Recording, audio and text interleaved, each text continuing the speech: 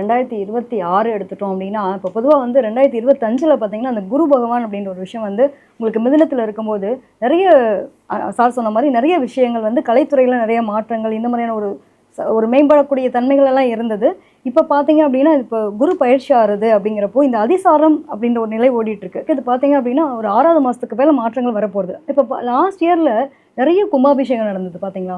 கோவில் திருப்பணிகள் அப்படிங்கிறது ஏகப்பட்ட கோயில்கள்ல ஒரு மாற்றங்கள குடுத்தது. ஏன்னா 9ஆம் பார்வையா அவர வந்து பார்க்கும்போது, இந்த 7, 5, 7, 9ஆம் பார்வையில பார்க்கும்போது நெறைய விஷயங்கள்ல புதிய புதிய மாற்றங்கள், புதிய புதிய நுட்பங்கள், நெறைய விஷயங்கள் குடுத்துட்டு இருந்தது. ஸோ இப்ப வரப்போறது பார்த்தீங்க அப்படின்னா, குரு அதிசாரமாகி அடுத்து வந்து இது முடிஞ்சதுக்கு அப்புறம் பார்த்தீங்கன்னா, கடகத்துக்கு வரும்போது உச்ச நிலையில குரு இருக்காரு. ஸோ இந்த உச்ச நிலையில குரு வரும்போது பார்த்தீங்கன்னா, நெறைய விஷயங்கள் என்ன மாரியான மாற்றங்கள குடுக்க போகுது அப்படின்னப்போ, சார் சொன்ன மாரி கோல்டுல வந்து நல்ல ஒரு பீக்கான நிலையில இருக்கு. எப்பயுமே நம்ம என்ன விலை போனாலும், அத மட்டும் வாங்குறத நம்ம தவிர்க்கிறதே கிடையாது.